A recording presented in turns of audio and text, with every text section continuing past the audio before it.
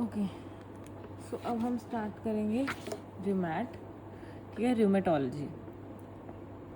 सबसे पहले इस वाले नोट्स में जॉगरेंस और एनकाइलोजिंग स्पॉन्डिलाइटिस नहीं दिया हुआ है, तो वो जिस भी सब्जेक्ट में दिया हुआ है या फिर उसमें से करो या चैट जीपीटी से करो। तो जॉगरेंस और रैंक स्पॉन्ड अलग से करना है, बट बाकी हम टॉपिक्स जो दे रखे हैं वो स्टार्ट करते हैं। सबसे पहले एक लाइन मैंने एक्स्ट्रा लिखी हुई है कि HLA-B*5801 contra indicates allopurinol use in due to hyper sensitivity. ठीक है, तो जब ये होता है HLA-B*5801 तो एलोप्यूरिनॉल का यूज़ जो है वो कॉन्ट्रा इंडिकेटेड होता है, क्योंकि क्या हो जाता है, हाइपर सेंसिटिविटी।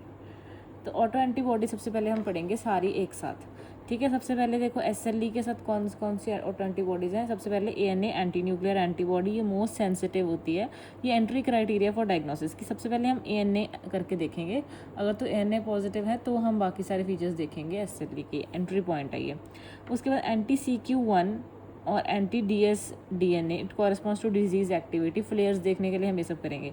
तो most common complement deficiency SLE में कौन सी होती है, C1Q C1Q and anti DS-DNA हम देखते हैं। फिर एंटी हिस्टोन का क्या काम है, हिस्टोन में क्या स्पेसिफिक चीज़ याद रखनी है कि ड्रग इंड्यूस SLE के लिए होता है, that is ship drugs. Ship drugs वो होते हैं जो कि ड्रग इंड्यूस SLE करते हैं। वो कौन कौन से हैं शिप drugs, sulfa drugs, hydralazine, isoniazid, procainamide.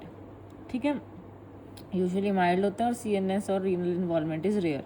तो ये ड्रग इंड्यूस वाला SLE कुछ ज़्यादा नहीं होता, माइल्ड होता है, कोई CNS रीनल इन्वॉल्वमेंट यूजुअली नहीं होती है। Sulfa, hydralazine, isoniazid, procainamide. ठीक है, और TNF alpha, anti TNF alpha भी रिस्क को बढ़ाते हैं। फिर उसके बाद आ गया एंटी स्मिथ जो है SMSP, ऐसा याद रखना है, स्मिथ मोस्ट स्पेसिफिक है, SMSP। Then anti neuronal antibody या फिर एंटी ग्लूटामेट रिसेप्टर 2, ये जो है न्यूरोनल से क्या पता लग रहा है, न्यूरॉन मतलब CNS, ग्लूटामेट किस में होता है, CNS में, तो anti neuronal and anti glutamate receptor 2 ये CNS ल्यूपस के लिए है। फिर उसके बाद आ गया anti ribosomal P। Ribosomal P है तो P से क्या है, साइकेट्रिक मैनिफेस्टेशंस इन SLE, तो ये इसके लिए होता है, साइकेट्रिक मैनिफेस्टेशंस के लिए राइबोसोमल P। उसके बाद एक होता है एंटी रो एंटीबॉडीज़, ये किस में होता है, इन द फीटस और neonates, it is associated with neonatal lupus, it can cause congenital heart block. तो क्वेश्चन बहुत बार आता है इस पे, देखो कि न्यूनेटल ल्यूपस के लिए एंटीबॉडी बताओ, कंजेनिटल हार्ट ब्लॉक के लिए बताओ इन न्यूनेट एंड फीटस। मदर में ये गुड होती है एंटीबॉडी, इससे लो इंसिडेंस होता है ल्यूपस नेफ्राइटिस। ठीक है, नेफ्राइटिस के रिस्क को कम करती है ये। पर है कौन सी एंटीबॉडी, एंटी रो एंटीबॉडी। ठीक है, बच्चा रोता है, देखो बच्चा रो रहा है तो बच्चे के लिए ये बुरी है, तो नियोनेटल ल्यूपस कर रही है या फिर कंजेनिटल हार्ट ब्लॉक कर रही है उसमें। फिर उसके बाद associated with other connective tissue disorders कौन कौन से होते हैं, एंटी U1RMP। U1RMP क्या है, मिक्स्ड कनेक्टिव टिश्यू डिसऑर्डर के लिए। ठीक है, बेटर प्रोग्नोसिस। एंटी रो और एंटी ला, रोला किस में होता है, SSA SSB, SS क्या है, जॉगरेंस। ठीक है, रोला AB, जॉगरेंस सिंड्रोम। ठीक है, उसके बाद डर्मेटोमायोसाइटिस में क्या करना है, DM। ठीक है, इसमें सबसे पहले है एंटी जो1 क्या है, anti synthetase syndrome. Mechanic hand होते हैं मैकेनिक की तरह, ILD मायोसाइटिस फीवर, ये याद रखना है, एंटी सिंथेटिस सिंड्रोम जो1। फिर इसके बाद है एंटी M12, ये एक होता है M12, एक MDA5। ठीक है, M12 मिशन इम्पॉसिबल 2 एक गुड मूवी थी, तो इसमें गुड प्रोग्नोसिस होता है, और MDA5 ठीक है ये बैड प्रोग्नोसिस है। फिर उसके बाद एसोसिएटेड विद स्क्लेरोडर्मा। स्क्लेरोडर्मा में दो हैं हमारे पास, दो टाइप, एक डिफ्यूज एक limited. Diffuse cutaneous systemic sclerosis, limited cutaneous systemic sclerosis. जो लिमिटेड वाला है उसे क्रेस्ट सिंड्रोम बोलते हैं। तो जो डिफ्यूज वाला है उसमें कौन सी एंटीबॉडी है, एंटी टोपोआइसोमरेज 1 या एंटी SCL70, ये डिफ्यूज है। और anti centromere is limited cutaneous C से क्रेस्ट, C से सेंट्रोमियर, C से क्रेस्ट। ठीक है, ये देखिए यहाँ पे मैकेनिकल हैंड्स की डेफिनेशन बनाई हुई, सॉरी डायग्राम बनाया हुआ है। उसके बाद आ गई एंटी न्यूट्रोफिल साइटोप्लाज्मिक एंटीबॉडीज, मतलब एन का दो तरह का होता है, PN का, CN का। PN का में क्या क्या आता है, एक तो MPA माइक्रोस्कोपिक पॉलीएंजाइटिस, एक इओसिनोफिलिक ग्रैनुलोमेटोसिस विद पॉलीएंजाइटिस जिसे हम स्टग स्ट्रोक्स भी बोलते हैं। अल्सरेटिव कोलाइटिस और प्राइमरी स्क्लेरोजिंग कोलेंजाइटिस PSC और यूसी PSC, चर्क-स्ट्रोक्स सिंड्रोम और माइक्रोस्कोप MPA, ये सब जो है PN का। CN का एक ही है, वो कौन सी है? वेगनर्स, वर्ल्ड कप, ऐसे याद रखना है, वर्ल्ड कप। CN का वेगनर्स, ग्रैनुलोमेटोसिस विद पॉलीएंजाइटिस। फिर उसके बाद रूमेटॉइड आर्थराइटिस में आ गया, सबसे पहले रूमेटॉइड फैक्टर होता है RF फैक्टर। ये क्या होता है? ये नॉन स्पेसिफिक सा होता है, ठीक है। RF factor is non specific for rheumatoid arthritis, can be false positive in many conditions, क्योंकि ये SLA में भी पॉजिटिव हो सकता है, ये इन्फेक्शियस मोनोन्यूक्लियोसिस EBV में भी पॉजिटिव हो सकता है, क्रॉनिक TB में, क्रॉनिक लंग डिजीज़ या लिवर डिजीज़ जो भी हो, मुझे नहीं पता क्या लिखा है, ये CLD लिवर होगा शायद, ऑटो इम्यून डिजीजेज, इन सब में ये पॉजिटिव हो सकता है रूमेटॉइड फैक्टर, तो इसलिए नॉन स्पेसिफिक है, ठीक है। पर ये है क्या रूमेटॉइड फैक्टर? ये IgM एंटीबॉडी है, ठीक है। MRF टायर से याद रखना है, rheumatoid factor M, IgM antibody against FC portion of IgG, so IgM antibody against FC portion of IgG। एंटी-CCP मोस्ट स्पेसिफिक है रूमेटॉइड आर्थराइटिस की। अदर एंडोथीलियल अगर पूछे एंटी एंडोथीलियल सेल एंटीबॉडी, तो वो कावासाकी में होती है, जो कि मीडियम वेसल वैस्कुलाइटिस है। एंटी अल्फा इनोलेज पूछे तो वो बेसेट्स में होते हैं, जो कि बेसेट जो है वो वेरिएबल वेसल वैस्कुलाइटिस है। Endothelial cell, alpha enolase, Kawasaki, Behcet. तो ये होगी हमारी सारी एंटीबॉडीज़ एक साथ कंबाइन।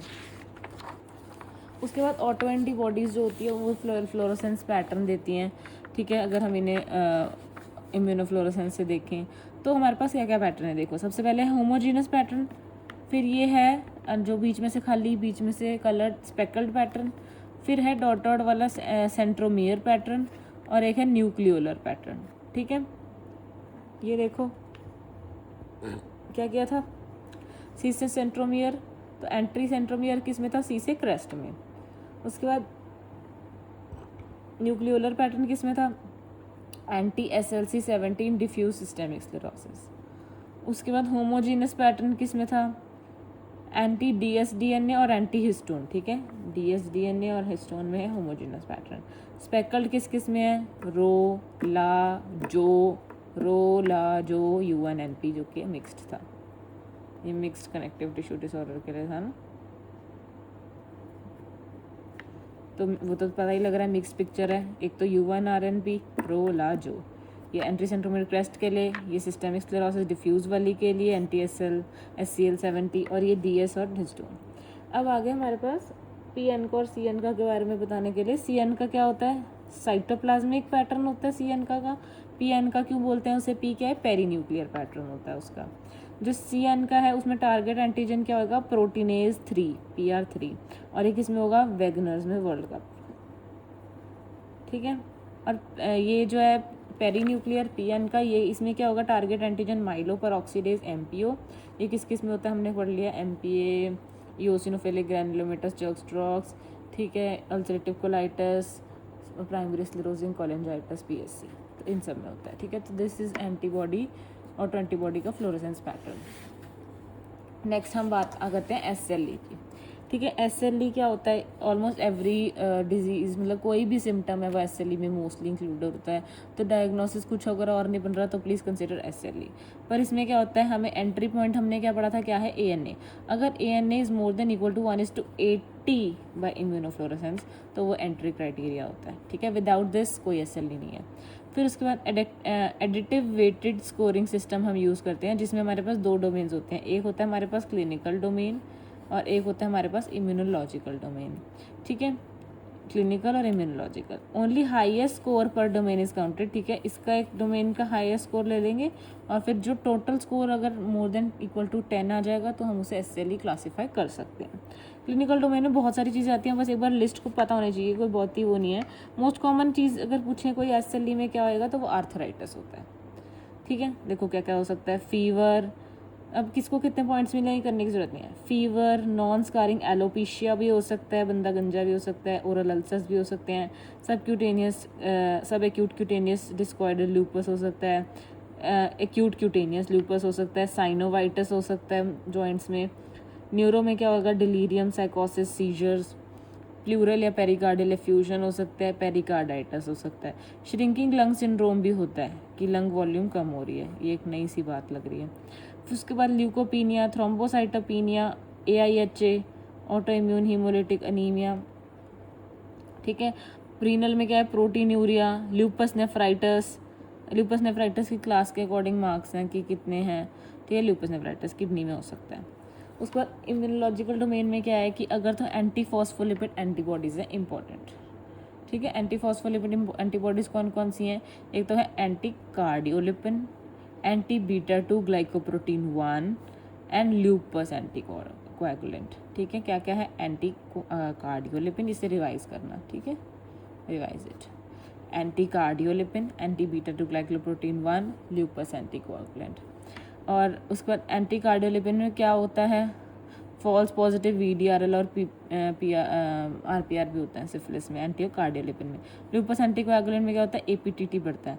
पर हम इसे कैसे डिफ्रेंशिएट करते हैं दूसरे वाले APTT बढ़ने से, कि ये जब हम उसको मिक्स करेंगे तो फिर वो करेक्ट नहीं होगा, ठीक है, इस वाले का ल्यूपस एंटी कोएगुलेंट अगर हो तो।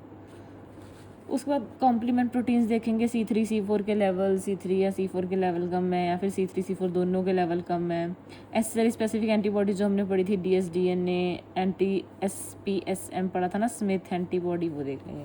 तो ये होगा क्लिनिकल एंड इम्यूनोलॉजिकल डोमेन जो कि SLE में हमने करना।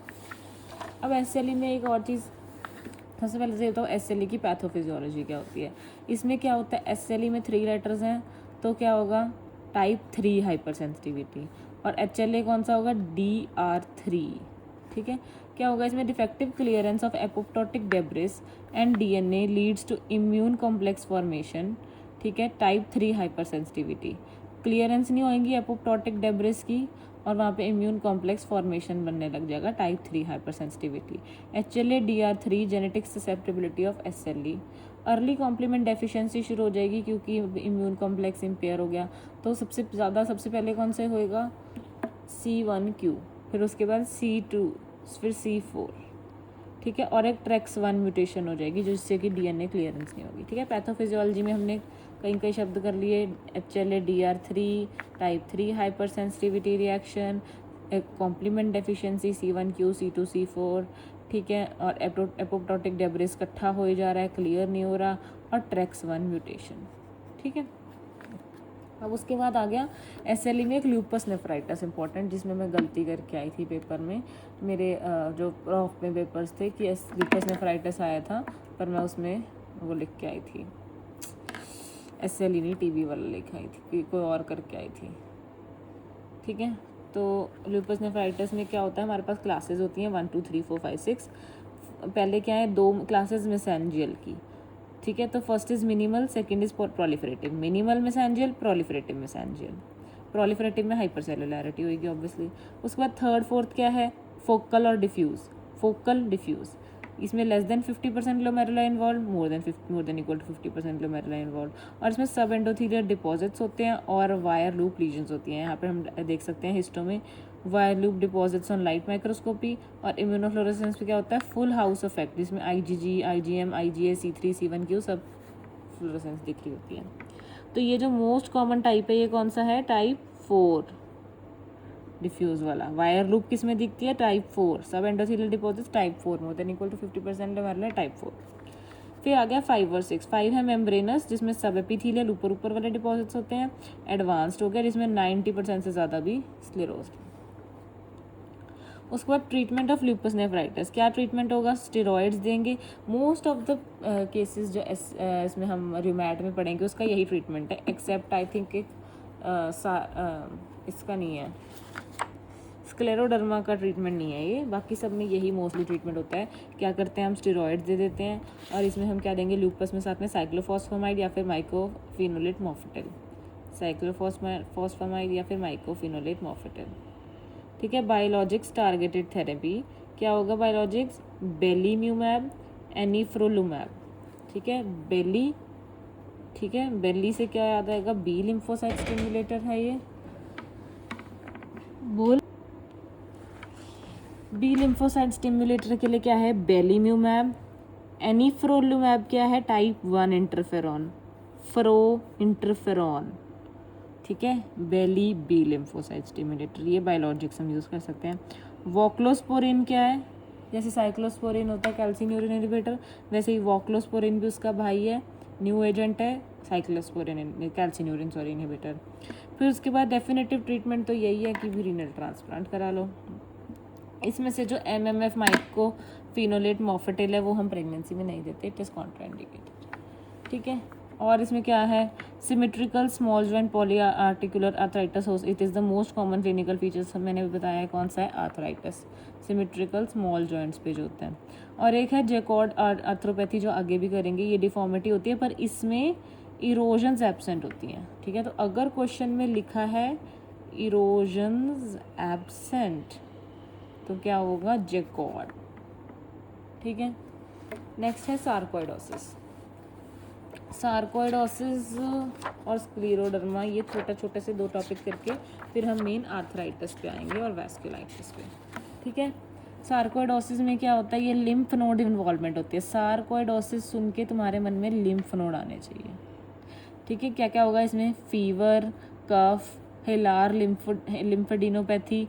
तो हम अगर ये सब ये वाली सिम्टम्स जो दे रखे होंगे अगर क्वेश्चन में, फीवर, कफ, लिम्फेडिनोपैथी, तो हमारे दिमाग में 2 केसेस आने चाहिए, एक तो TB और एक सार्कोइडोसिस, ठीक है, TB और सार्कोइडोसिस। पर TB और सार्कोइडोसिस को ऐसे, TB क्या होता है, केजिएटिंग होता है ना, सार्कोइडोसिस नॉन केजिएटिंग है। Sarcoidosis a multi system granulomatous disorder. Histology क्या है, नॉन केजिएटिंग ग्रैन्युलोमा, ठीक है। ग्रैन्युलोमास जो होते हैं वो क्या कंटेन करते हैं, 1 अल्फा हाइड्रोक्सिलेज, ठीक है, 1 अल्फा हाइड्रोक्सिलेज। इसमें एक्स्ट्रा रीनल कैल्सिट्रायल प्रोडक्शन होता है, जिसकी वजह से, क्योंकि इतना ज़्यादा एक्स्ट्रा रीनल कैल्सिट्रायल बन रहा है 1 अल्फा हाइड्रोक्सिलेज की वजह से, तो इसमें हाइपर वाइटामिनोसिस डी और हाइपर कैल्सीमिया हो जाता है, मतलब विटामिन डी भी बढ़ जाएगा और कैल्शियम भी बढ़ जाएगा, ठीक है। और क्या उसमें हमें फीचर्स दिखते हैं, फोटोज़ देखो, एक तो ये एरिथेमा नोडोजम सेप्टल पैनिकुलाइटिस, ठीक है। क्या है ये, पैनिकुलाइटिस है, inflammation of subcutaneous adipose tissue है, जो कि रेड पेनफुल नोड्यूल्स की तरह दिखती है ऐसे करके। So this is erythema nodosum. और एक लूपस पर्निया क्या होता है, ये वायलेशियस वायलेट सा या रेड वायलेट सा थोड़ा सा नोड्यूलर रैश है, distributed over the nose and cheeks, ये पैथोग्नोमिक है, ठीक है। ये किस में होता है, क्रॉनिक, जब पहले पुराना हो जाता है ना सार्कोइडोसिस, तो ये तब होता है क्रॉनिक वाले में। फिर उसके बाद आ गया नॉन केजिएटिंग ग्रैन्युलोमा, मैंने आपको बता दिया कि इसमें नॉन केजिएटिंग ग्रैन्युलोमा होता है। इसमें क्या क्या होता है हमारे पास, शुमैन बॉडीज़ जिसमें कैल्शियम और प्रोटीन होएगा, एस्ट्रॉयड बॉडीज़ जो स्टार शेप्ड होती हैं, इओसिनोफिलिक। 2 बॉडीज़ हैं, शुमैन, एस्ट्रॉयड। सार्कोइडोसिस की बॉडीज़ हैं ये। सार्कोइडोसिस में होता है ना सार्कोइडोसिस, तो एक है शुमैन बॉडीज़ और एक है एस्ट्रॉयड बॉडीज़, और ये एस्ट्रॉयड तो पता है स्टार वाली है। क्लिनिकल सिंड्रोम्स कौन से होते हैं सार्कोइडोसिस में, एक होता है हीरफोर्ड्स वॉल्डरस्टॉम सिंड्रोम और एक होता है लॉफग्रेन सिंड्रोम। हीरफोर्ड्स वॉल्डरस्टॉम सिंड्रोम जो है उसमें क्या होएगा, uveitis, parotitis, uveo parotid fever, parotid हो जाती है इन्फ्लेमेशन, और 7th पैरोटिड के पास कौन सी नर्व होगी, 7th नर्व, तो 7th क्रेनियल नर्व पॉलिसी, ठीक है। क्या क्या है, uveitis, parotitis, 7th cranial nerve, ये है हीरफोर्ड वॉल्डरस्टॉम, इजी सा है ये तो। फिर उसके बाद लॉफग्रेन्स में क्या है, लॉफग्रेन्स एल से, इसमें क्या होगा, लिम्फेडिनोपैथी, हिलार लिम्फेडिनोपैथी, एक एरिथेमा नोडोजम जो हमने ऊपर देखा, और एक माइग्रेटरी पॉलीआर्थराइटिस होते हैं, ठीक है। लॉफग्रेन्स में ये 3 चीज़ें होती हैं, क्या क्या, हिलार लिम्फेडिनोपैथी, एरिथेमा नोडोजम, माइग्रेटरी पॉलीआर्थराइटिस। उसके बाद आ गया लैब फीचर्स क्या होंगे, अब इसमें एस रेज होगा, serum S levels are raised, ठीक है, याद रखना है। कैल्शियम एलिवेटेड, जो मैंने बता दिया, 1 अल्फा हाइड्रोक्सिलेज की वजह से कैल्सिट्रायोल बढ़ता है। लिम्फोपीनिया, जो लिम्फोसाइट्स हैं वो सिक्वेस्टर हो जाते हैं ग्रैन्युलोमास में, तो जिसकी वजह से क्या होगा, WBC कम होंगे, लिम्फोपीनिया। और बाल पे क्या दिखेगा, ब्रोंकियोअल्वोलर लवाज पे, जो नॉर्मल CD4 और 8 की रेशियो होती है वो 2 और 1 होती है, ऐसे याद रखना है ना, 4 2 4 CD4 और CD8 का 2:1, 4 2 8, 8 1 8, ऐसे याद रखना है। पर इसमें क्या होगा कि CD4 और CD8 की रेशियो बढ़ जाएगी, कितनी बढ़ जाएगी, 3.5 से भी ज़्यादा बढ़ जाएगी। और एक क्विम टेस्ट होता है जो कि स्किन टेस्ट है, डायग्नोस्टिक अब नहीं करते, पर ये किसके लिए होता है ये पता होना चाहिए। क्विम से टेस्ट किसके लिए हो रहा है हमारे पास, सार्कोइडोसिस के लिए। ये देखो एक्सरे पे क्या दिख सकता है इसमें, लैम्डा साइन। लैम्डा साइन क्या होता है कि क्या क्या इन्वॉल्व हो रहा है, एक तो राइट प्रीट्रेकियल लिम्फ नोड्स और दोनों तरह के bilateral hilar lymph nodes, hilar lymph nodes जो भी हाइलम के पास होते हैं, 1 2 3, ठीक है। Bilateral hilar and mediastinal lymphadenopathy. ये सार्कोइडोसिस किस में होता है, ज़्यादातर upper lobe of the lung में, ठीक है। तो अब कैसे याद करा था हमने, पहले तो ऑक्यूपेशनल डिजीज में किया था कि जो सारे हैं मोस्टली अपर लोब में हो रहे हैं, लेकिन जो एस्बेस्टोस है वो बेस में हो रहा है, मतलब लोअर लिम्ब में हो रहा है। वैसे ही जो फाइब्रोसिस वाली चेंजेस होते हैं लंग में वो यूजुअली लोअर लिम्ब में होते हैं, लेकिन उसके एक्सेप्शन में क्या है, सार्कोइडोसिस जो कि अपर लिम्ब में होता है, ठीक है। उसके बाद इसमें एक और स्टेजेस है जो चेस्ट एक्सरे में के अकॉर्डिंग हम स्टेजिंग करते हैं, वो होती है स्कैडलिंग स्टेजिंग, सार्कोइडोसिस की स्कैडलिंग स्टेजिंग। स्टेज 1 में क्या है, बायलेटरल हिलार लिम्फोडेनोपैथी। स्टेज 2 में साथ में क्या है, पल्मोनरी इन्फिल्ट्रेट्स भी हैं। स्टेज 3 में सिर्फ पल्मोनरी इन्फिल्ट्रेट्स हैं, और स्टेज 4 में क्या होगी, फाइब्रोसिस, ठीक है। 2 3 तो इन्फिल्ट्रेट्स में कि इसमें बायलेटरल हिलार लिम्फोडेनोपैथी, इसमें फिर साथ में पल्मोनरी इन्फिल्ट्रेट्स, फिर पल्मोनरी इन्फिल्ट्रेट्स ओनली, और फिर उसके बाद फाइब्रोसिस। गैलियम 67 स्कैन पे क्या करेंगे, गैलियम 67 स्कैन अगर करेंगे तो क्या दिखेगा, पांडा साइन। क्या होगा पांडा साइन में, ग्लैंड्स। गैलियम में क्या दिख रहा है, ग्लैंड्स, लैक्राइमल ग्लैंड्स हैं दोनों साइड पहले, ठीक है। फिर उसके बाद दोनों साइड पे पैरोटिड ग्लैंड्स हैं, बीच में क्या है, नेजोफेरिंग्स, ठीक है। पांडा साइन दिखेगा, increase Uptake of bilateral parotid and lacrimal glands give Panda appearance. और ये जो हमने किया था ऊपर एक्सरे पे, वो क्या था, बायलेटरल हिलार और right पैराट्रेकियल lymph nodes from lambda pattern. Lambda pattern को गारलैंड भी बोलते हैं, ठीक है, गारलैंड या फिर लैम्डा साइन, गारलैंड साइन या लैम्डा साइन। अब ये पैरोटिड स्वेलिंग जो हमने यहाँ की थी ना, इसमें हीरफोर्ड वोल्डरस्टॉम में, तो वैसे ही इन्होंने एक और बात बताई कि पैरोटिड बायलेटरल पैरोटिड स्वेलिंग कब कब हो सकती है। एक तो हो सकती है अगर HIV इन्फेक्शन हो, एक हो सकती है जोग्रेन्स में, और एक हो सकती है सार्कोइडोसिस में।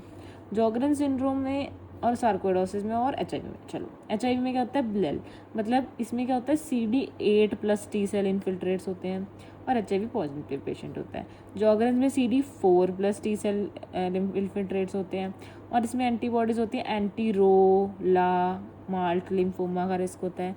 सार्कोइडोसिस में ग्रैन्युलोमेटस इन्फ्लेमेशन होती है, और एस ज़्यादा होगा, हाइपरकैल्सीमिया जो हम पढ़ चुके हैं। साइलोसिस क्या होता है, painless non inflammatory bilateral parotid enlargement. ये साइलोसिस किस किस में होता है, अल्कोहलिक, मालनरिश, डायबिटीज में, ठीक है। उसके बाद आ गया स्क्लेरोडर्मा या क्रेस्ट। स्क्लेरोडर्मा या क्रेस्ट में क्या है कि स्क्लेरोडर्मा को तो हम सिस्टेमिक स्क्लेरोसिस भी बोलते हैं, ठीक है। इम्यून मीडिएटेड डैमेज है ये वैस्कुलर स्ट्रक्चर्स का, जैसे कि ब्लड वेसल्स, और excessive synthesis and deposition of extra cellular matrix structures. क्या हो गया कि इम्यून मीडिएटेड डैमेज होगी जो वेसल्स थी, या फिर कोई और एक्स्ट्रा सेलुलर कोलेजन वगैरह आके डिपॉजिट हो गया इनमें, तो ये एक्सेसिव डिपोजिशन होगी, तो जिसकी वजह से क्या हो जाएगा, फाइब्रोसिस, स्कारिंग, डैमेज ऑर्गन्स की, तो उसे हम ये स्क्लेरोडर्मा क्रेस्ट बोलते हैं। पर ये 2 टाइप्स का हो रहा है, cutaneous, systemic sclerosis. Systemic sclerosis है ब्रॉड टर्म बेसिकली, उसमें 2 चीज़ें हैं, स्क्लेरोडर्मा और क्रेस्ट। अगर तो वो लिमिटेड होगा तो उसे हम क्या बोलेंगे, क्रेस्ट सिंड्रोम। अगर डिफ्यूज़ होएगा तो उसे हम क्या बोलेंगे, मतलब डिफ्यूज़ वाला एक अलग होता है स्क्लेरोडर्मा, में ज़्यादातर सिम्टम्स आते हैं स्क्लेरोडर्मा के, ठीक है। तो जो लिमिटेड वाला होता है उसमें हमें पता क्या होती है, सेंट्रोमियर एंटीबॉडी, जिसमें क्रेस्ट सिंड्रोम होता है। इसमें क्या होता है, लॉन्ग स्टैंडिंग हिस्ट्री होती है ऑफ रेनॉल्ड्स, ठीक है। रेनॉल्ड्स फिनोमेना होता है ना कि वो हो गया जो पेरिफेरीज है वो फिंगर्स जैसे मान लो वाइट हो गई, फिर उसके बाद ब्लू हो गई, रेड हो गई, ठीक है। ब्लड फ्लो नहीं आ रहा तो वाइट होती हैं, अगर ब्लड फ्लो आ रहा है लेकिन ऑक्सीजन नहीं आ रहा है तो ब्लू होते हैं, ये देखो। अगर white due to lack of blood flow, फिर अगर ब्लड फ्लो आ रहा है ऑक्सीजन नहीं आ रहा तो ब्लू, फिर अगर ब्लड फ्लो भी आ रहा है और सब कुछ आ रहा है तो रेड। ये रेनॉल्ड्स फिनोमेनन होता है। ये कब होता है, actually when the patient is feeling cold या स्ट्रेस्ड, तो इसके लिए हम क्या ड्रग देते हैं, DHP कैल्शियम चैनल ब्लॉकर्स। ठीक है, इसमें कैसे याद रखेंगे, वाइट ब्लू रेड वबर से, जैसे रबर होता है वैसे वबर, white blue red, white blue red, ठीक है, वबर। फिर उसके बाद ये हो गया क्रेस्ट। क्रेस्ट सिंड्रोम में और क्या है, इंटरनल ऑर्गन ज़्यादा इन्वॉल्व नहीं होते इसमें हमारे पास, और लंग्स में क्या होता है, PAH मोर देन ILD, ठीक है, पल्मोनरी आर्टरी हाइपरटेंशन। लेकिन डिफ्यूज़ में क्या हो रहा है, टोपो आइसोमरेज एंटीबॉडी है, anti-SCL70 एंटीबॉडी है, इसमें सडन ऑनसेट ऑफ रेनॉल्ड्स होगा, ठीक है, इसमें long standing history of Reynolds है, इसमें सडन ऑनसेट ऑफ रेनॉल्ड्स है। ये रैपिडली प्रोग्रेसिव कोर्स है इसका, और इसमें ILD होगा, ठीक है, इसमें PAH होगा ज़्यादा, PAH है क्रेस्ट में, ILD है डिफ्यूज़ में। स्क्लेरोडर्मा रीनल क्राइसिस भी हो जाते हैं डिफ्यूज़ में, और कार्डियोमायोपैथी हो सकती है। क्रेस्ट सिंड्रोम की अब फुल फॉर्म तुम्हें आनी चाहिए सबको, ठीक है, क्या क्या होगी क्रेस्ट सिंड्रोम की फुल फॉर्म। सबसे पहले है कैल्सिनोसिस क्यूटिस, मतलब calcium deposit in the skin. फिर है रेनॉल्ड्स फिनोमेना, जिसमें हमें पता है वबर। फिर उसके बाद ईसोफेजियल डिसमोटिलिटी, जिससे कि स्वैलोइंग में डिफिकल्टी आएगी। स्क्लीरोडैक्टिली, जिसमें कि फिंगर और टो के स्किन की थिकनिंग होती है। और टेलेंजेक्टेजिया, जिसमें कि कैपिलरीज डायलेटेड होती हैं। तो कैल्सिनोसिस क्यूटिस, रेनॉल्ड्स फिनोमेना, ईसोफेजियल डिसमोटिलिटी, स्क्लीरोडैक्टिली, टेलेंजेक्टेजिया, ये है हमारे पास क्रेस्ट सिंड्रोम। अब डिफ्यूज क्यूटेनियस वाले में क्या क्या हो सकता है, और जो मतलब इसमें हमने नहीं किया, पहले पिक्चर्स में देख लेते हैं। ये कैल्सिनोसिस क्यूटिस दी कैल्शियम डिपॉजिट हमने कर लिया। स्क्लेरोडैक्टिली सॉसेज फिंगर्स होती हैं, ठीक है, यहाँ पे लिख देते हैं। स्किन थिकनिंग मतलब सॉसेज फिंगर्स, ये हमने देख लिया। फिर उसके बाद टेलेंजेक्टेजिया देख लो, यहाँ पे डायलेटेड कैपिलरीज की वजह से। Then acroosteolysis, that is secondary to ischaemia, ठीक है, ये इसमें नहीं था, ये डिफ्यूज़ वाले में होगा। फिर नेल बेड कैपिलरोस्कोपी पे हम देख, ये एक नॉन इन्वेजिव टेस्ट है, इसमें हम माइक्रो सर्कुलेशन देख सकते हैं नेल फोल्ड पे कितनी है, प्रोग्रेशन चेक करने के लिए। Nail bed capillaroscopy. Raynaud's phenomena हमने देख लिया। फिर क्या, एंटीफिब्रिलरिन, ठीक है, ये क्या है, anti-U3-RNP। anti-U1-RNP किसके लिए था, मिक्स्ड कनेक्टिव टिश्यू डिसऑर्डर के लिए। ये U3 है, बैड है, ठीक है, ये प्रोग्नोस्टिक मार्कर है डिफ्यूज वाली का, ठीक है। It is associated with severe disease, pulmonary hypertension and visceral environment, तो ये बैड हुई। फिब्रिलरिन जो भी होता है यार, तो नाम ही बुरा है इसका, तो होएगी ही बुरी, ठीक है। ट्रीटमेंट में क्या है, इसका स्क्लेरोडर्मा वगैरह के ट्रीटमेंट में हम क्या देंगे, ACE इनहिबिटर्स देंगे रीनल क्राइसिस के लिए। स्टेरॉइड्स का कोई खास रोल नहीं है, अगर रीनल क्राइसिस हो जाती है तो हम क्या देंगे, ACE इनहिबिटर्स। स्क्रीनिंग के लिए हमें पता है ANA टेस्टिंग करेंगे पहले, ठीक है, और मोस्ट सेंसिटिव देखेंगे ANA है। उसके बाद कन्फर्मेशन के लिए हम देखेंगे लिमिटेड वाली के लिए एंटी सेंट्रोमियर एंटीबॉडी, डिफ्यूज वाली के लिए एंटी टोपोआइसोमरेज और anti-SCL एंटीबॉडी एंटीबॉडी। अब ये देख लो, इसमें जो जो रेड में लिखा है वो स्क्लेरोडर्मा में हो रहा है, जो जो C में लिखा है वो क्रेस्ट में, और ब्लू में लिखा है वो क्रेस्ट में। ब्लू में पहले देख लो कि टेलेंजेक्टेजिया, GERD, बैरेट्स, ये सब ईसोफेगस रिलेटेड हैं, ठीक है। PAH, कैल्सिनोसिस क्यूटिस, और रेनॉल्ड्स के लिए डिजिटल इस्कीमिक अल्सर्स। और डिफ्यूज़ वाले में साथ में क्या हो रहा है, ILD, interstitial lung disease, diastolic dysfunction, cardiac वाली मैनिफेस्टेशंस हो रही हैं, ठीक है। स्क्लेरोडर्मा रीनल क्राइसिस किस में हो रहे हैं, डिफ्यूज़ वाले में। मस्त जॉइंट के कॉन्ट्रैक्चर्स, टेंडन इन्फेक्शन, रब, मायोसाइटिस, ये सब किस में हो रहा है, डिफ्यूज़ में। सो this was all about scleroderma and crest. Next अब हम क्या करेंगे, rheumatoid arthritis, which is very important, ठीक है। रूमेटॉइड आर्थराइटिस करने के बाद हम फिर एक्यूट आर्थराइटिस करेंगे, और फिर हम क्रॉनिक आर्थराइटिस करेंगे। ये करने के बाद सिर्फ क्या रह जाएगा, वैस्कुलाइटिस। आर्थराइटिस अब जल्दी जल्दी करेंगे। देखो हमारे पास ये होता है नॉर्मली बोन, साइनोवियल कैविटी, ठीक है, साइनोवियल मेम्ब्रेन, और अंदर आर्टिकुलर कार्टिलेजेस होते हैं। रूमेटॉइड आर्थराइटिस में क्या हो जाता है कि इस कार्टिलेज की इरोजन होने लग जाती है, फिर इसकी वजह से धीरे धीरे बोन की भी इरोजन होने लग जाती है, और स्वेलिंग हो जाती है जॉइंट पे, ठीक है। पैथोफिजियोलॉजी क्या है कि साइनोवाइटिस हो जाएगा, साइनोवियल की हाइपरप्लेजिया हो जाएगी, दैट इज़ ये जो साइनोवियल कैविटी है, इसमें जो साइनोवियल मेम्ब्रेन है इसकी इन्फ्लेमेशन हुई, ठीक है, इसमें हाइपरप्लेजिया होने लगेगी, सेल्स बढ़ने लग जाएंगे, ठीक है। इससे क्या होएगा, पैनस फॉर्मेशन, क्या बनेगा, पैनस। अब पैनस इकट्ठा होने लग गया तो क्या हो जाएगी वहाँ पे erosion. Synovitis, synovial hyperplasia, pannus, erosion. Pannus होता क्या है? Hyperplastic inflamed synovium that invades and destroys the cartilage and the bone in rheumatoid arthritis. Very easy. फिर अब इसके अंदर मोस्ट कॉमन फीचर्स क्या क्या होते हैं, कौन कौन से जॉइंट्स इन्वॉल्व होते हैं यूजुअली।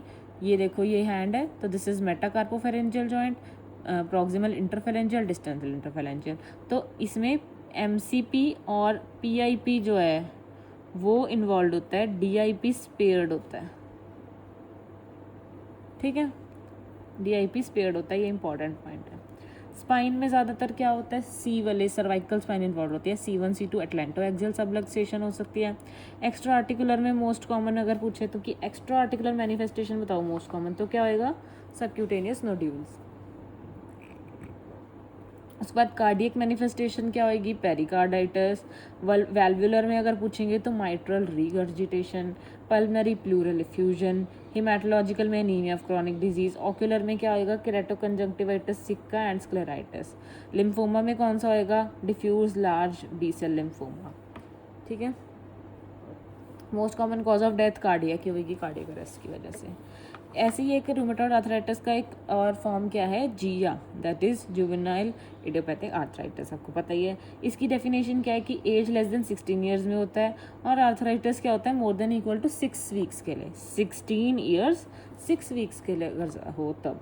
और इसके मोस्ट कॉमन टाइप है ओलिगो आर्टिकुलर जिया। जो ओलिगो आर्टिकुलर क्या होता है, वो होता है less than equal to 4 joints अगर इन्वॉल्व हो। और अगर पॉली में बोलूँ, पॉली आर्टिकुलर, उसमें क्या होएगा, more than equal to 5 joints in 6 months, 6 months के अंदर। सिस्टेमिक जिया क्या होता है, सिस्टेमिक जिया को बोलते हैं स्टिल्स डिजीज। ये लीस्ट कॉमन टाइप है, ठीक है, स्टिल है, लीस्ट कॉमन है। अब इनमें होगा क्या क्या जिया में, फीवर, आर्थराइटिस और इन्फ्लेमेटरी। फीवर होगा, आर्थराइटिस होगा, इन्फ्लेमेटरी मार्कर्स रेज्ड होंगे। सैल्मन पिक एफरवेसेंट रैश भी हो सकता है, और हेपेटोस्प्लीनोमेगाली भी हो सकता है। जिया में जो आई में क्या होगा, यूवियाइटिस। वैसे हम रूमेटॉइड आर्थराइटिस में कर रहे थे कि आईज में क्या हो रहा था, केरेटोकंजंक्टिविटिस, सिक्का, स्क्लेराइटिस, लेकिन इसमें क्या होगा, यूवियाइटिस, केरेटोकंजंक्टिविटिस, सिक्का नहीं, यूवियाइटिस। अब हमारे पास कुछ डिफॉर्मिटीज़ होती हैं, स्वॉन नेक और बॉटनियर्स। ठीक है, एक तो सबसे पहले डिफॉर्मिटीज़ अगर पूछेंगे कि रूमेटॉइड आर्थराइटिस में कौन सा सबसे ज़्यादा कॉमन हो रही है, सबसे पहले क्या हम बोलेंगे कि अल्नर डेविएशन ऑफ मेटाकार्पोफेलेंजियल। जो भी मेटाकार्पोफेलेंजियल है वो अल्नर साइड पे डेविएटेड होंगे। ठीक है, अल्नर डेविएशन ऑफ मेटाकार्पोफेलेंजियल। उसके बाद एक होती है स्वॉन नेक, एक होती है बॉटनियर्स। स्वॉन नेक में क्या होता है, देखो अब ऐसे इमेजिन करो कि ये है स्वॉन, 2 मिनट, ऐसे बनती है ना स्वॉन, स्वॉन की नेक कैसे होती है, स्वॉन ऐसे बनती है। तो यहाँ पे हाइपर एक्सटेंशन होनी चाहिए और यहाँ पे फ्लेक्शन होनी चाहिए। तो स्वॉन नेक क्या होगा, पीआईपी पे हाइपर एक्सटेंशन होनी चाहिए और डीआईपी पे फ्लेक्शन। बॉटनियर्स का बस उल्टा कर दो।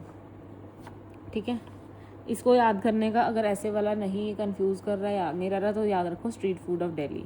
स्वॉन नेक क्या होते हैं, डीआईपी पे फ्लेक्शन होती है, ठीक है, और बॉटनियर्स में पीआईपी पे फ्लेक्शन होती है, ऐसे है।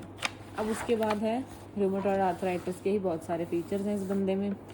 क्या क्या हो सकता है, हमने अभी रीड किया वही सारे हैं। देखो, ऑक्यूलर में केरेटोकंजंक्टिविटिस, सिक्का, स्क्लेराइटिस, स्क्लेरोमलेशिया परफोरेंस जो कि हमने आई में पढ़ा है, यूवियाइटिस अगर जिया हो। ठीक है, प्लूरल इफ्यूजन हो सकता है। कौन सी वाली प्लूरल इफ्यूजन होती है, लो ग्लूकोज वाली। ये हमने रेस्पिरेटरी में पढ़ा है कि लो ग्लूकोज वाली प्लूरल इफ्यूजन कौन कौन सी होती है, REM, रूमेटॉइड आर्थराइटिस, एम्पाइमा और मैलिग्नेंसी में। ठीक है, तो लो ग्लूकोज वाली होएगी। और प्लूरल इफ्यूजन में और क्या पढ़ा था, एक्सुडेटिव वाली में LDH ज़्यादा होगा, कोलेस्ट्रॉल क्रिस्टल्स होंगे जिसे स्यूडो काइलोथोरैक्स बोल रहे थे। ये सब प्लूरल इफ्यूजन का रेस्पिरेटरी वाला पार्ट है। अब इसमें और क्या होगा, इंटेस्टिशियल लंग डिजीज हो सकता है, UIP टाइप, मतलब यूजुअल इंटेस्टिशियल जो भी है टाइप, और इसमें lower lobes of lung involve होते हैं। Pericarditis, mitral regurgitation, non infective endocarditis, membranous nephropathy हो सकता है किडनी में, हाइपो एंड्रोजनिज्म, स्किन में रूमेटॉइड नोड्यूल्स, पायोडर्मा गैंग्रेनोसम, ठीक है, ये भी हो सकता है स्किन में। पेरिफेरल न्यूरोपैथी हो सकती है। ऑस्टियोपोरोसिस हो सकता है बोन में, वैस्कुलाइटिस हो सकता है, हिमैट में न्यूट्रोपीनिया, फेल्टी सिंड्रोम और डिफ्यूज लार्ज सेल वाला लिम्फोमा हो सकता है। और सर्वाइकल स्पाइन में हम बता सर्वाइकल माइलोपैथी और एटलेंटो एक्सियल डिसलोकेशन। ठीक है, अब सिंड्रोम्स जो है उनमें क्या होगा, Felty syndrome, Caplan syndrome, Erasmus syndrome, ये 3 सिंड्रोम ऐड करने हैं। सबसे पहले फेल्टी सिंड्रोम देखते हैं क्या होता है। फेल्टी में एक तो सब में रूमेटॉइड, इन दोनों में रूमेटॉइड आर्थराइटिस तो है ही है, तो एक तो रूमेटॉइड आर्थराइटिस, दूसरा फेल्टी में है स्प्लीनोमेगैली, स्प्लीन बड़ा हो गया, फैटी हो गया ना स्प्लीन, फेल्टी इज फैटी स्प्लीन, और न्यूट्रोपीनिया। ठीक है, एक चीज़ बड़ी होगी स्प्लीन, न्यूट्रोपीनिया, न्यूट्रोफिल कम हो गई। कैप्लन सिंड्रोम कैप्लन सी से रोमेटॉइड के बाद क्या आएगा, कोल वर्कर न्यूमोकोनियोसिस। इरास्मस में देखो कितने सारे एस आ रहे हैं, 1 2 3 एस, तो इसमें क्या है, सिलिकोसिस और सिस्टेमिक स्क्लेरोसिस, स्क्लेरोडर्मा मतलब, और इसके साथ सिलिकोसिस, तो इरास्मस सिंड्रोम हो गया।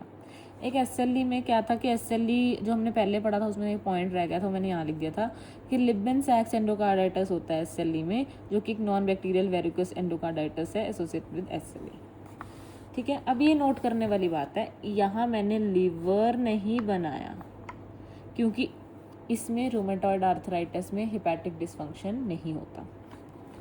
ठीक है, अब उसके बाद देखो एक आ गया रिएक्टिव आर्थराइटिस। वो क्या होता है, रिएक्टिव आर्थराइटिस और रीटर सिंड्रोम बोलेंगे। रीटर सिंड्रोम का ही निमोनिक तो पता है कि कांट पी और कांट क्लाइंब अ ट्री। ठीक है, इसमें क्या होगा, कांट सी मतलब कंजंक्टिवाइटिस है, यूवियाइटिस, कांट पी यूरेथराइटिस और can't climb a tree arthritis. Reactive arthritis अब होता क्या है वो हम देख लेते हैं कि एक स्टेराइल इन्फ्लेमेटरी आर्थराइटिस है that develops 1 to 4 weeks after GI और जीयू इन्फेक्शन। कोई भी जीआई या जीयू इन्फेक्शन हो, जैसे कि अगर जीयू जेनिटो यूरिनरी अगर क्लेमाइडिया की इन्फेक्शन हो, नॉन गोनोकोकल, ठीक है, नॉन गोनोकोकल कोई इन्फेक्शन है जैसे क्लेमाइडिया की या जीआई की, अगर शिगेला क्लेमाइडिया इनकी इन्फेक्शन है, तो उसके 1 से 4 हफ्ते के बाद एक स्टेराइल इन्फ्लेमेशन जब होती है तो वो होती है उनकी रिएक्शन की वजह से, वो रिएक्टिव आर्थराइटिस बोलते हैं। इस टाइम पे ये होती है सीरो नेगेटिव, कोई माइक्रो ऑर्गेनिज्म अब कल्चर नहीं होएगा क्योंकि ये पास्ट इन्फेक्शन की वजह से है। So it is acute seronegative spondyloarthropathy. No microorganism can be cultured from the affected joint.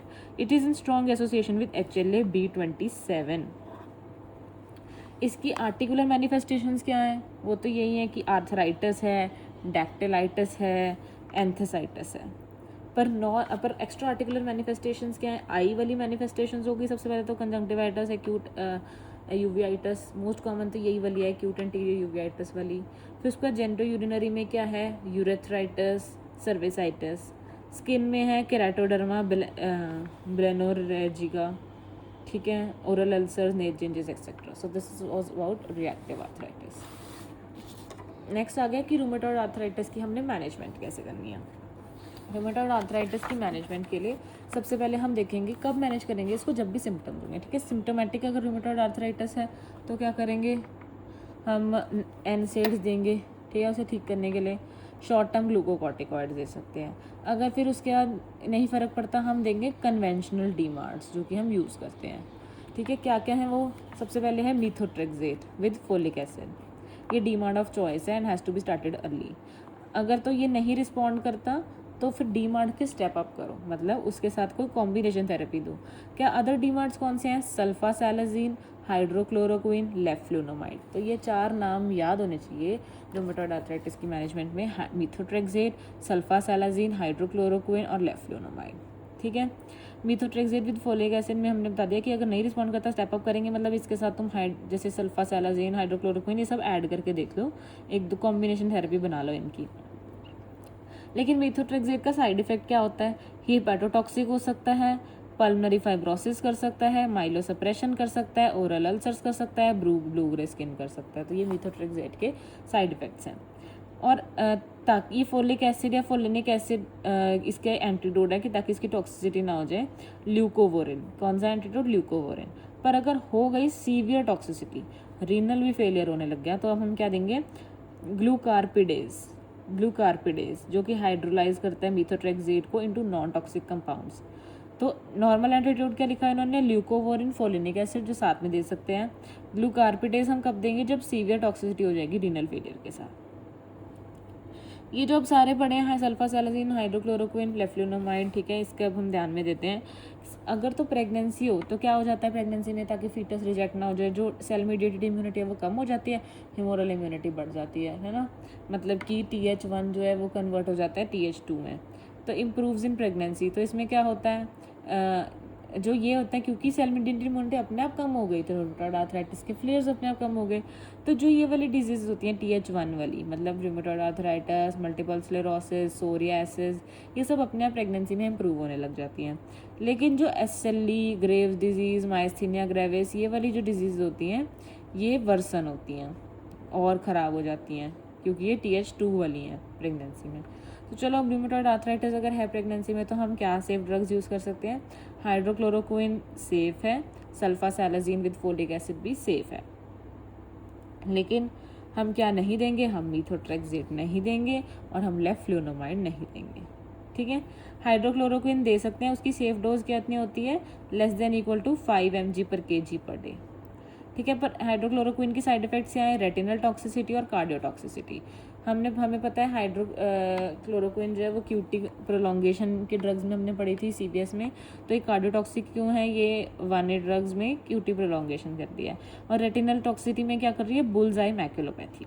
सल्फासालाजिन से क्या हो रहा है, रिवर्सिबल मेल इनफर्टिलिटी, और sulfasalazine is contraindicated in G6PD deficiency. Biologics in pregnancy, all biologics are safe. अब ये देखो, हमने कहा कि DMARD यूज़ किया, अगर DMARD से भी कोई फ़र्क नहीं पड़ा तो हम कहाँ जाएंगे, बायोलॉजिक्स पे, जो कि टारगेटेड थेरेपी होती है। तो कई बार सुनने में लगता है कि बायोलॉजिक्स नहीं देंगे प्रेगनेंसी में, ऐसा कुछ नहीं है। All biologics are safe in later pregnancy after second trimester. Overall कौन सा बेस्ट होगा हमारे पास, सेफेस्ट होगा सर्टोलिजुमैब, ठीक है, सर्टोलिजुमैब C, ठीक है। अगर तो ये तो अगर रूमेटॉइड आर्थराइटिस मैनेजमेंट भी तो हम बायोलॉजिक्स कर रहे थे, ठीक है। चलो, बायोलॉजिक्स सब सेकंड लाइन है कि अब DMARD से भी काम नहीं चला, DMARD नहीं तो फिर DMARD का कॉम्बिनेशन बनाया, DMARD की कॉम्बिनेशन से भी काम नहीं चला तो बायोलॉजिक्स पे आ गए, ठीक है। ये हम यूज़ करते हैं इन पेशेंट्स विद सीवियर एक्टिव और प्रोग्रेसिव डिजीज़। तो एक तो होता है हमारे पास TNF अल्फा इनहिबिटर्स, कौन कौन से होते हैं, इसको याद रखने के लिए हम क्या निमोनिक यूज़ करते हैं, ACE को मारो गोली, ठीक है, या ACE1 की गोली, ACI की गोली, जो भी है यार, ठीक है। ACE क्या है, एडालीमुमैब, सर्टोलिजुमैब, इटानरसेप्ट, इन्फ्लिक्जीमैब, गोलीमुमैब, ये सब हैं TNF अल्फा इनहिबिटर्स। इसमें सबसे सेफेस्ट कौन सा बताया था, सेफेस्ट इन प्रेगनेंसी सर्टोलिजुमैब। अदर क्या है, अगर इंटरल्यूकिन 1R एंटागोनिस्ट है तो वो क्या है, एनाकिंड्रा। इंटरल्यूकिन 6 इनहिबिटर है, इम्पॉर्टेंट, जो कोविड में बहुत ज़्यादा यूज़ हुआ था, सारी दुनिया कोविड में यूज़ कर रही थी, टोसिलिजुमैब। ये रिफ्रैक्टरी आ रहे के लिए, अगर नहीं ठीक हो रहा तो बेस्ट इज टोसिलिजुमैब दे दो, इंटरल्यूकिन 6 इनहिबिटर। और CD20 या B सेल इनहिबिटर कौन सा होता है, रिडुक्सीमैब, ये तो पता ही है। CTLA4 T सेल को स्टिमुलेटर इनहिबिटर, CTLA4 लिखा है ना, तो 4 लेटर्स किस में होते हैं, बाटा में, अबाटासेप्ट। जैक इनहिबिटर्स, तोफा बारी उपाडा, तोफासिटिनिब, बारीसिटिनिब, उपाटासिटिनिब, इसमें से उपाटासिटिनिब जैक 1 वाला है। साइड इफ़ेक्ट्स ऑफ बायोलॉजिक्स हैं, जो हम TNF अल्फा ये वाले दे रहे हैं ना, ये इम्यून सिस्टम को वो करते हैं, कम करते हैं। तो ये क्या कर रहे हैं, ये कर सकते हैं TB की रीएक्टिवेशन, अगर किसी बंदे की बॉडी में लेटेंट TB पड़ा हो तो उसको रीएक्टिवेट कर सकते हैं, या हेपेटाइटिस B है वो अगर, तो वो हो सकता है। तो इसलिए जो TNF अल्फा इनहिबिटर्स हैं ये ड्रग इंड्यूस SLE भी करा सकते हैं, सच हमने पढ़ा था। तो ये TB रिएक्टिवेशन कराते हैं, तो हमेशा इसको देने से पहले हम क्या करेंगे, इंटरफेरॉन गामा रिलीज ऐसे टू रूल आउट कि हाँ इस बंदे में लेटेंट TB तो नहीं है, तो इग्रा करेंगे। रिटुक्सीमैब जो है वो क्या करा सकता है, हेपेटाइटिस B की रिएक्टिवेशन करा सकता है। अब ये था रूमेटॉइड आर्थराइटिस की मैनेजमेंट। इसमें मीथोट्रेक्सेट कैसे काम करता है, मीथोट्रेक्सेट एक तो हम एंटी कैंसर ड्रग्स में पढ़ेंगे, ठीक है। उसमें इसका मैकेनिज्म ऑफ एक्शन होता है DHF डाइहाइड्रोफोलेट रिडक्टेज में, और इसमें क्या कर रहा है वो, एक्स्ट्रा सेलुलर एडिनोसिन को इंक्रीज कर रहा है बाय इनहिबिटिंग आईकार ट्रांसफॉर्माइलेज, ठीक है। ये लाइन पढ़ लो बस, increase extracellular adenosine by increasing AICAR transformylase, ये हम इसको रूमेटॉइड आर्थराइटिस में यूज़ कर रहे हैं, ठीक है, DMARD में बेसिकली। अब जो एंगस्पॉन्ड होंगे एनकाइलोजिंग स्पॉन्डिलाइटिस, उसमें ना हम ये डीमार्स नहीं देते, ये वाला पूरा पोर्शन स्किप हो जाता है, हम पहले नेसेड्स देते हैं उसके बाद सीधा बायोलॉजिक्स देते हैं, ठीक है, ये डिफरेंस है। अब हम आगे एक्यूट आर्थराइटिस पे, एक्यूट आर्थराइटिस और फिर क्रॉनिक आर्थराइटिस पे, उसके बाद वैस्कुलाइटिस रह जाएगा। एक्यूट आर्थराइटिस में क्या है, सबसे पहले हम देखेंगे नॉर्मली तो क्लियर अपीयरेंस होती है, ठीक है, और विस्कोसिटी हाई होती है, स्ट्रिंग पॉजिटिव होता है, WBC 200 से कम होते हैं, और पॉलीमॉर्फोन्यूट्रोफिल्स जो है वो 25% से कम होते हैं। अब ऑस्टियोआर्थराइटिस में क्या होता है, वैसे ऑस्टियोआर्थराइटिस में कुछ नहीं है तो क्लियर ही रहेगी पिक्चर, पर इसमें अब विस्कोसिटी कम हो जाएगी, स्ट्रिंग नेगेटिव, और WBC का काउंट थोड़ा बढ़ने लग जाएगा, 200 to 5000। इन्फ्लेमेटरी में इन्फ्लेमेशन होगी तो अपीयरेंस टर्बेट हो जाएगी, ये तो डिक्रीज है, ये अभी और बढ़ने लग जाएगा, 5000 to 50,000 हो जाएंगे WBC, और PN न्यूट्रोफिल्स भी बढ़ने लग गए, कितने 25 to 50% से ज़्यादा, मतलब 25 to 50% बढ़ने लग गए। फिर आता है सेप्टिक, एक तो था इन्फ्लेमेशन हुई, अब तो सेप्सिस ही हो गया, तो टर्बिड तो होएगा ही, एंड विस्कोसिटी भी डिक्रीज होएगी, स्ट्रिंगिंग नेगेटिव तो होएगी। अब ये 50,000 से भी ज़्यादा बढ़ गए, और ये 50% से भी ज़्यादा बढ़ गए। सेप्टिक का मोस्ट कॉमन कॉज क्या होता है, सेप्टिक का स्टैफ ऑरियस, और रिस्क फैक्टर क्या होता है, प्रोस्थेटिक जॉइंट्स होकर, ठीक है। अब देखो अगर क्वेश्चन में कभी भी दिया हुआ है ना, an acute swollen painful joint with fever, it should always be considered as septic arthritis until proven otherwise, ठीक है। स्पेशली अगर उन्होंने साथ में क्लू दिया है कि पेशेंट को डायबिटीज़ है, डायबिटीज़ मेलाइटिस है, फुट अल्सर है, मोनो आर्टिकुलर इन्वॉल्वमेंट है, marked limitation of range of motion है। Most important step to establish diagnosis, तो हम क्या करेंगे इसके बाद, अगर हमें समझ नहीं आ रहा तो हम यही करेंगे, अर्जेंट आर्थ्रोसेंटेसिस, ताकि हम साइनोवियल फ्लूइड की एनालिसिस कर सकें, जो कि हमने अभी करके देखा। इसके बाद आ गया क्रॉनिक नहीं, एक्यूट को अभी हमने पढ़ना है, सच गाउट और सूडो गाउट वगैरह पढ़ना है। गाउट और सूडो गाउट में क्या होता है, जो गाउट है उसमें क्या हो जाएगा, वो ग्रेड 2 में होता है, GT, देखो गाउट GT ग्रेड 2 में होता है। इसमें deposition of uric acid crystals होते हैं इन द जॉइंट्स। इसमें first metatarsophalangeal joint is most commonly affected, जो कि ग्रेड 2 है, इसे हम पोडाग्रा भी बोलते हैं। एक्यूट रेड ग्रेड 2 हो जाता है, ये ज़्यादातर किस में होता है, एल्डरलीज में और अल्कोहलिक्स में। इसमें क्या डिपॉजिट होता है, MSU monosodium urate crystals. Erosions present होते हैं क्योंकि रैट बाइट के इरोजन्स होते हैं विद ओवरहैंगिंग मार्जिन्स, ठीक है। तो इरोजन्स होंगे rat bite erosions with overhanging margins, इसे हम क्या बोलते हैं, मार्टल G साइन, गाउट का साइन। और स्किन में जो सबक्यूटेनियस डिपोजिशन अगर हो जाती है तो उसे हम क्या बोलते हैं, टोफाई।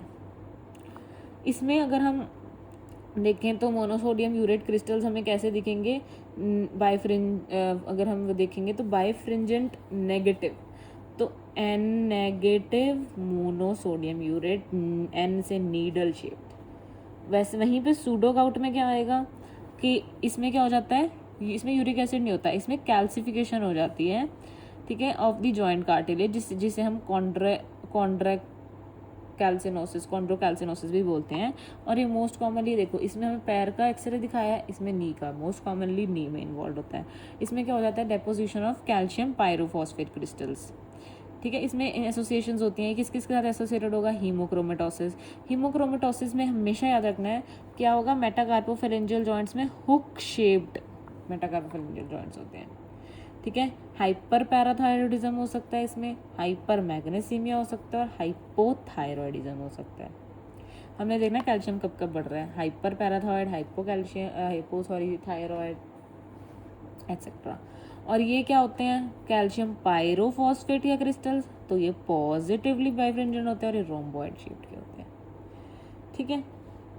तो इसमें क्या होगा कि सर्जरी में हमने ध्यान दिया था कि जो यूरिन में क्रिस्टल्स हमने देखे थे, तो जो यूरिक एसिड क्रिस्टल्स है वो रोम्बॉइड शेप के हैं, इसमें ऐसा नहीं है, इसमें कैल्शियम पायरोफॉस्फेट के क्रिस्टल्स रोम्बॉइड हैं, ठीक है। ड्रग्स दैट प्रेसिपिटेट गाउट, मतलब जो गाउट कराते हैं वो कौन से हैं, कांड लीप, ठीक है, साइक्लोस्पोरिन, और कैंसर ड्रग्स जो होते हैं उससे गाउट हो सकता है, गठिया हो सकता है, ठीक है, उससे एस्पिरिन लोडो से हो सकता है, ठीक है, नायसिन से, थायजाइड से हो सकता है, थायजाइड तो मोस्ट कॉमन कॉज है, डायोरेटिक से वो यूरिक एसिड इकट्ठा होता जाएगा ना, और लैसिक्स ये भी डायोरेटिक है, loop diuretic, furosemide, ethambutol, alcohol, pyrazinamide, ठीक है, मोर देन इथेम्ब्यूटॉल, तो दो उससे एंटी टीबी ड्रग्स से भी हो रहा है, पायराजिनामाइड और इथेम्ब्यूटॉल पायराजिनामाइड से ज़्यादा होता है, और 2 डायरेटिक से हो रहा है पर थायजाइड से ज़्यादा होता है, ठीक है। अब देखो वैसे होता क्या है, प्यूरिन से यूरिक एसिड बनता है, कैसे, ज़ैंथीन ऑक्सीडेज से। अगर हमें यूरिक एसिड को कम करना है, हम इस ज़ैंथीन ऑक्सीडेज को ब्लॉक कर देंगे वाया कौन ब्लॉक करेगा, एलोप्यूरिनॉल या फेबिक्सोस्टैट। और फिर उस पर यूरिक एसिड जो जाएगा किडनी में, है ना, तो उसे हम उसके बाद भी रिकॉम्बिनेंट यूरिकेज से यूरेट उसके ऑक्सीडाइज कर सकते हैं, यूरेट ऑक्सीडाइज, ठीक है। तो वो किस में कन्वर्ट हो जाता है, एलेंटॉइन में, जो कि वाटर सॉल्युबल होता है। क्या क्या है वो वाले ड्रग्स, पेग्लोटिकेज, रास्प्यूरिकेज, ठीक है। फिर हम इनकी ट्यूबुलर सिक्रीशन को कम कर सकते हैं और रीअब्जॉर्प्शन को भी कम कर सकते हैं। ट्यूबुलर सिक्रीशन को कौन कम करेगा, कम हमें चाहिए नहीं कि ट्यूबुलर सिक्रीशन कम हो, मतलब बेसिकली हमें तो चाहिए वो सिक्रीट हो जाए, पर हमें रीअब्जॉर्ब नहीं कराना। तो जो रीअब्जॉर्ब नहीं कराने वाले ड्रग्स होते हैं वो कौन से होते हैं, प्रोबेनेसिड, हाई डोज सैलिसिलेट्स, मतलब 5 ग्राम पर डे से ज़्यादा वाले, सल्फापायराजोन, बेंज ब्रोमन, पता नहीं क्या है ये, ब्रोमरोन, ठीक है, लेसिनुरैड, ये सब जो है ये हम साथ में दे सकते हैं उन केसेस में, ताकि ये और ज़्यादा रीअब्जॉर्ब ना हो और निकल जाए। लेकिन जो ये वाले ड्रग्स होते हैं जो ट्यूबुलर सिक्रेशन को कम कर रहे हैं, ये तो हमारे काम और मुश्किल कर रहे हैं, सिक्रीट नहीं होने दे रहे, तो डायूरेटिक्स इसलिए हम नहीं देते, अब इन पेशेंट्स में हम अवॉइड करते हैं। लो dose aspirin, low dose salicylates जो कि 2 ग्राम पर डे से भी कम है, तो हम इन्हें अवॉइड करेंगे। तो ये वाले ड्रग्स अवॉइड होंगे, ये वाले हम साथ में दे देंगे। मैनेजमेंट में एक्यूट गाउट का अगर अटैक हुआ, फर्स्ट लाइन ड्रग कौन सा है, एनसेड्स, जैसे एंडोमेथसिन, ठीक है। सबसे पहले ये याद रखना है, बंदा ही भूल जाता है, सबको एलोप्यूरिनॉल याद आता है, पर हमें याद रखना है एलोप्यूरिनॉल का कोई रोल नहीं है इन एक्यूट गाउट, उसका रोल सिर्फ क्रॉनिक गाउट में है, ठीक है। तो एस्पिरिन, पीसीएम, एलोप्यूरिनॉल ये सब हम एक्यूट गाउट में नहीं देंगे, क्योंकि एस्पिरिन क्या है, लो डोज सैलिसिलेट, और ये क्या कर देगा, ट्यूबुलर सिक्रेशन को ब्लॉक कर देगा। तो ये देखो, avoid aspirin, low dose aspirin reduce uric acid excretion and worsen gout. Avoid PCM, only pain relief. PCM दे देके करोगे क्या, एंटी इन्फ्लेमेटरी रिएक्शन तो हो, मतलब एंटी इन्फ्लेमेटरी चीज़ तो हो नहीं रही। इसके बाद क्या हमने करा कि क्या हम यूज़ करेंगे, एंडोमेथिसिन, और ऑल्टरनेटिव क्या है, colchicine, most effective for acute gout. इसका मैकेनिज्म ऑफ एक्शन क्या है, ये माइक्रोट्यूब्यूल्स को ब्लॉक करता है, ठीक है, और इनिबिट करता है न्यूट्रोफिल कीमोटैक्सिस एंड इन्फ्लेमेशन, ठीक है। पर इससे क्या हो सकता है, refractory diarrhoea, bone marrow suppression. तो वैसे तो कॉल्चिसिन सबसे इफेक्टिव था, पर कॉल्चिसिन ड्रग ऑफ चॉइस क्यों नहीं बना, इससे रिफ्रैक्टरी डायरिया हो जा रहा है, ठीक है, माइक्रोट्यूब्यूल को जो ब्लॉक कर रहा है। तो इसलिए ये फर्स्ट लाइन नहीं है, फर्स्ट लाइन क्या है, एंडोमेथिसिन। स्टेरॉइड हम तब यूज़ करते हैं अगर ये सबसे कुछ नहीं हो रहा है, ये सब कॉन्ट्राइंडिकेटेड है।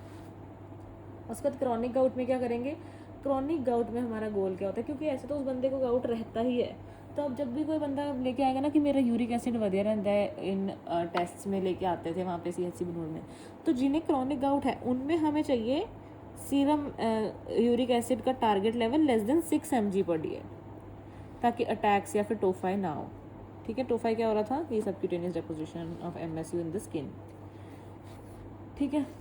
तो इसमें हम क्या देते हैं, allopurinol, that is xanthine oxide inhibitor. पर एलोप्यूरिनॉल के साइड इफ़ेक्ट्स यहाँ हाइपर सेंसिटिविटी हो सकता है, जो कि हमने फर्स्ट पेज पे एक पढ़ा था, हाइपर सेंसिटिविटी, HLA-B5801, याद आ गया, हाइपर सेंसिटिविटी हो सकता है, स्टीवन जॉनसन सिंड्रोम हो सकता है, एलर्जिक इंटस्टिशियल नेफ्राइटिस हो सकता है, AIN, ये सब हो सकता है एलोप्यूरिनॉल से। पर कभी भी अगर ट्यूमर लाइसिस सिंड्रोम, कोई कैंसर ये सब है ना, तो इसमें हमें ध्यान रखना है कि इसको हमने एजाथायोप्रिन और 6-मरकैप्टोप्यूरिन के साथ नहीं देना, क्योंकि एजाथायोप्रिन और 6-मरकैप्टोप्यूरिन ज़ैंथीस ऑक्सीडेज से ही मेटाबोलाइज होते हैं।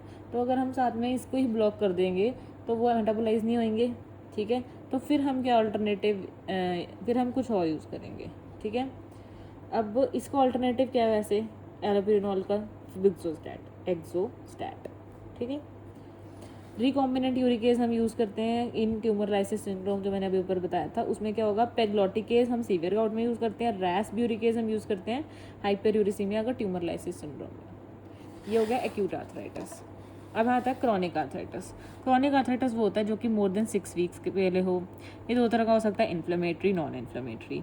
अब याद रखना, जो इन्फ्लेमेटरी है ये तो भाई इन्फ्लेमेशन करके ही बैठा है, इसे कोई लेना देना नहीं है। तुम एक्सरसाइज करो, तुम रेस्ट करो, तुम ना करो, ये इन्फ्लेमेशन करा के ही बैठेगा। तो ये क्या होगा, worse at rest, pain is worse at rest and improve with activity. ठीक है, इसमें स्वेलिंग प्रेजेंट होगी, इसमें मॉर्निंग स्टिफनेस भी ज़्यादा होगी 30 मिनट से। इसके एग्जांपल क्या क्या है हमारे पास, रूमेटॉइड आर्थराइटिस, सोरियाटिक आर्थराइटिस, एंगस्पॉन्ड और SLE आर्थराइटिस। लेकिन जो नॉन इन्फ्लेमेटरी आर्थराइटिस है, इसमें क्या होगा कि ये इन्फ्लेमेशन नहीं हो रही है, सिर्फ तभी हो रहा है जब तुम एक्टिविटी कर रहे हो, worse with activity and improves with rest. इसमें स्वेलिंग यूजुअली एब्सेंट या मिनिमल होती है। ठीक है, स्टिफनेस इसमें कम होएगी लेस देन 30 मिनट्स। ठीक है, और इसका एग्जांपल क्या है, एक ही एग्जांपल हमने इसका करना है, ऑस्टियो आर्थराइटिस। नॉन इन्फ्लेमेटरी का एक एग्जांपल करना है ऑस्टियो आर्थराइटिस, बाकी सब इन्फ्लेमेटरी है। तो रूमेटॉइड आर्थराइटिस तो हमने कर लिया। इसके जेनेटिक्स क्या होता है, HLA-D4। Rheumatoid arthritis, room is room, room की कितनी दीवारें होती हैं, 4 वॉल्स, तो HLA-DR4। ठीक है, जॉइंट्स मेटाकार्पोफेरेंजियल हमें पता है, PIP DIP स्पेयर सब कर चुके हैं हम। एक्सरे के हॉलमार्क्स क्या हैं, सिमेट्रिकल जॉइंट स्पेस नैरोइंग होती है, periarticular osteopenia and erosions हो सकते हैं, पेरिफेरल इरोजन्स, बोन डेंसिटी कम हो सकती है। ठीक है, और rheumatoid arthritis driven by pro inflammatory cytokines कौन कौन से, TNF अल्फा, इंटरल्यूकिन 1, इंटरल्यूकिन 6। ठीक है, कौन कौन से नोड्स होते थे हमने किया था, ये हैबरमैन नोड्स यहाँ पे हम कर चुके हैं, यहाँ पे मैंने एक लिखा था, ये रहा, हैबर्डन नोड्स DIP पे, बॉचार्ड नोड्स PIP पे, यहाँ लिखा था मैंने, ये रहा। नहीं, ये नोड्स नहीं है, ये तो ये वाली डिफॉर्मिटी थी, मैंने ये यहीं लिखा हुआ है, नोड्स है बर्डन DIP पे, बोचार्ड्स PIP पे। पर ये तो ऑस्टियोआर्थराइटिस के हैं, मैंने अभी बोल दिया ऑस्टियोआर्थराइटिस में है ये। इसमें वही था स्वॉन नेक और बॉटनेर्स वाला। अब इसमें क्या है कि ये वर्स होते हुए एक्टिविटी मैंने बता दिया। ऑस्टियोआर्थराइटिस का ये hip, knee, DIP PIP first carpometacarpal joint को करता है इन्वॉल्व। इसमें मेटाकार्पोफेरेंजियल जो इसमें इन्वॉल्व हो रहा है सबसे ज़्यादा, वो इसमें सबसे कम हो रहा है, स्पेयर्ड हो रहा है। ठीक है, एक्सरे में देखो एसिमेट्रिक होगा, ये और ये एसिमेट्रिक है ना, asymmetric joint space reduction, osteophytes हो सकते हैं, न्यूबोर्न फॉर्मेशन, सबकॉन्ड्रल स्क्लेरोसिस हो सकते हैं, जियोड सबकॉन्ड्रल सिस्ट्स हो सकते हैं। ठीक है, ये वाली साइड ज़्यादा अफेक्टेड है, तो ये एसिमेट्रिक है। ठीक है, क्वाड्रिसेप्स स्ट्रेंथनिंग, अभी ऐसा अगर ऑस्टियोआर्थराइटिस का पेशेंट आएगा उसे हम सबसे पहले क्या बोलेंगे, तुम क्वाड्रिसेप्स स्ट्रेंथनिंग एक्सरसाइज करो। सबसे पहले उसके बाद NSAIDs देंगे, उनको NSAIDs देंगे और इंट्राआर्टिकुलर स्टेरॉइड उसके बाद लगाएंगे। ऐसे ऐसे तो बहुत कॉमन पेशेंट्स आते हैं CHC वगैरह में और जो भी है हॉस्पिटल में। उसके बाद इन्फ्लेमेटरी में हमने कर लिया था एक रूमेटॉइड आर्थराइटिस, और क्या है, सोरियाटिक आर्थराइटिस। इसमें कौन सा इन्वॉल्व होता है जॉइंट, ज़्यादातर DIP। Most common type is oligo arthritis, less than 4 joints. ये भी ओलिगोस में भी मोस्ट कॉमन था जिया में, है ना। इसके साथ HLA कौन सा होता है, CW6, सोरिया 6, CW6। ठीक है, इसमें एक्सरे में हमें पेन इन कप डिफॉर्मिटी दिखती है।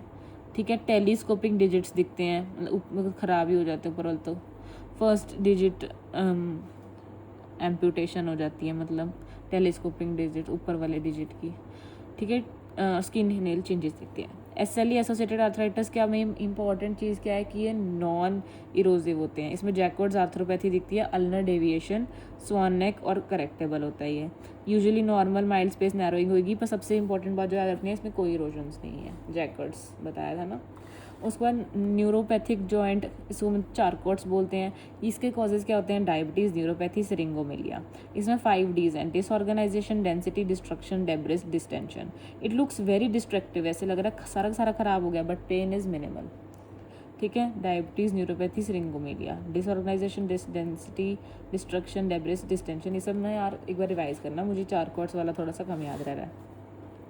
हीमोफिलिक आर्थरोपैथी, ये किस में होता है, चिल्ड्रन में, ऑफर नीज में। इसमें ये देखो, ये बन गया स्क्वेयर पटेला, स्क्वेयर्ड पटेला हो जाता है इसमें, और वाइड हो जाते हैं intercondylar notch, square patella and wide and intercondylar notch. इसके कॉम्प्लिकेशन क्या है, स्यूडो ट्यूमर। ठीक है, हेमाटोमा हो जाता है मसल वगैरह में, ये हीमोफिलिक है। So this was about arthritis. अब बस हमारा एक टॉपिक क्या रह गया, वैस्कुलाइटिस और मायोपैथी। ये मैं नेक्स्ट वीडियो में कवर कर लेती हूँ।